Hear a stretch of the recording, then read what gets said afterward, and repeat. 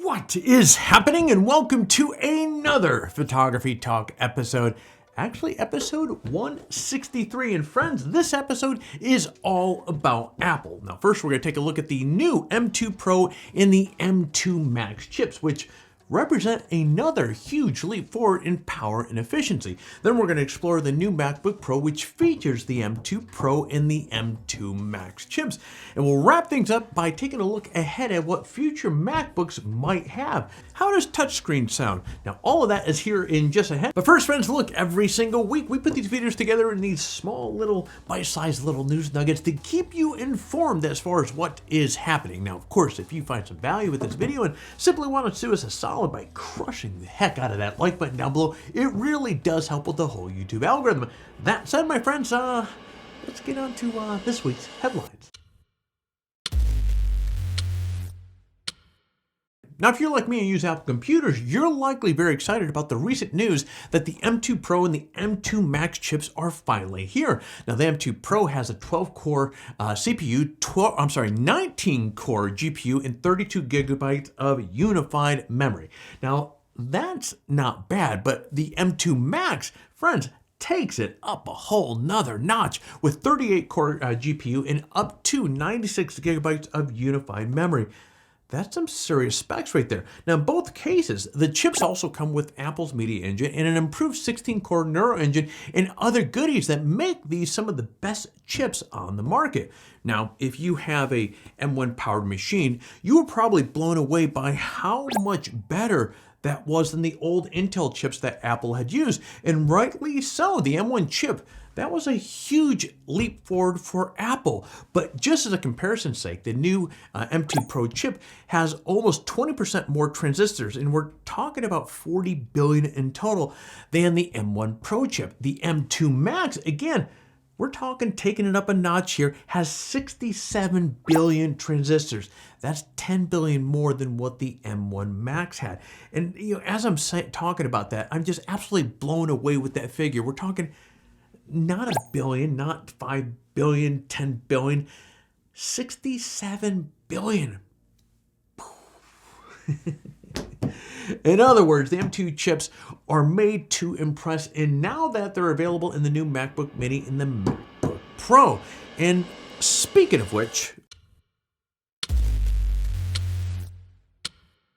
now, I've had MacBook Pros for a long time. From the functionality and from the friendliness and, of course, the power standpoint, it's the best computer for my needs. But the new M2 powered MacBook Pro here, or with it here rather, I might need to upgrade again soon. Now, the new MacBook Pro comes with a 14-inch or 16-inch version and can be outfitted with either the M2 Pro or the M2 Max chip. Now, as I mentioned earlier, Photoshop runs 40% faster on the M2 Pro powered MacBook than it does on the previous generations. Now, video renderation and animations is also much quicker as well, which, of course, this is where I especially tune in when I start hearing how much quicker from a video standpoint, because on my MacBook, 95% of what I use this thing for is editing and processing videos that we put in front of you guys here. Naturally, the more powerful M2 Max gives you even better performance on the new MacBook Pro. For example, it can render Cinema 4D up to 30% faster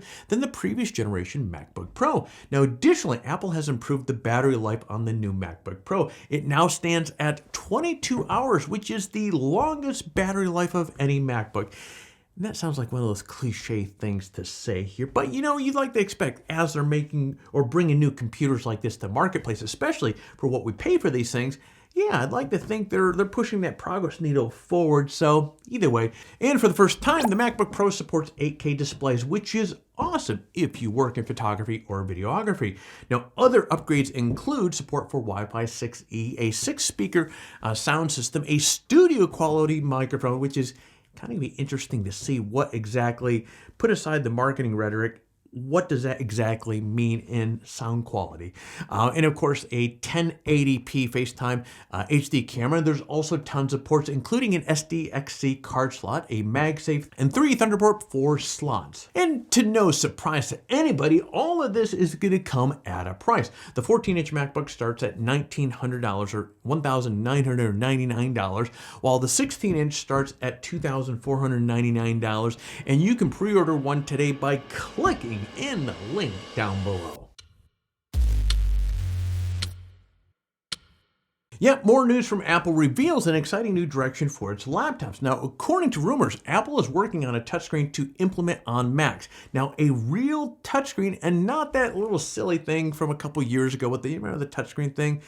You know, that Apple tried out. Anyways, the likeliest scenario seems to be that the touchscreen would appear on the MacBook Pro line perhaps as early as 2025. Now that model will also include a new OLED display that would largely be part of a larger overhaul on the MacBook Pro lineup.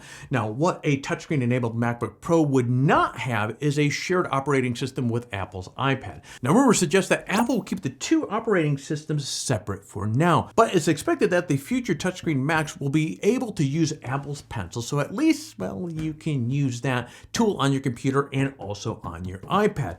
Now, Windows-based machines, if you think about it, have had touchscreens for years, so Apple is really playing catch-up in this department. Now, you think about it, Steve Jobs was famously against touchscreens, thus the lack of this feature on Macs up until this point. However, Apple seems to be warming up to the notion of touch-enabled screens. As a Mac user, I have to say, I'm pretty excited, or I'm going to say it's about time. Now, as usual, guys, let's close things up with a discussion of our current giveaway. We have 3 great prizes up for the grab. We have a Vanguard VAIO adapter camera bag. We have a photo block from Sal Digital, and of course, the $100 Amazon gift card. Now, as always, entering the giveaway is really simple. Step 1. Well, hell, you got to like this video. You need to subscribe to our channel. Step 2, leave a comment below. In fact, the more of our videos that you watch and leave a comment on, the more chance that you have to win. So by all means, get watching some more of the videos and leave some comments. Step 3, register on PhotographyTalk and introduce yourself in the forum. Now, if you happen to have registered on the site already during one of the last giveaways, you're still eligible to win, but as I keep saying over and over again, swing and by, say hello. We would love to see it. And that is it. For complete details on the giveaway, including how to register on PhotographyTalk or how to say hello in the forum, friend, check out the description below. Good luck. And actually, one last thing. If you enjoy this sort of content, be sure to head over to PhotographyTalk, sign up for an account. It's free to do so, and it's going to give you access to thousands of photography-related articles on the site, including news articles on camera gear, photography tutorials, and well, much, much more. So take a moment, sign up for an account and get access to material that will help you take your best shot. And friends, that is it for this episode. As always, look, we're honored to have you here enjoying the content that we put out, because we know, hey, YouTube is full of a lot of other options that can easily grab your attention, and the fact that you've given us a few minutes of your time, we really appreciate it. Now, of course, it's that time in the video where I'm going to ask you to do all that YouTube stuff, because it really does help with everything that we've expressed in the beginning of this video. So please consider hitting the like button, subscribe button, and last but not least, so therefore you don't miss a single video like the one that you just watched here, consider hitting the all notification, so every time we come out with a new video, YouTube's going to let you know. But friends, that is officially all I have here for you today. So I'm going to be turning off these cameras so you get out there, stay healthy, and take your best shot.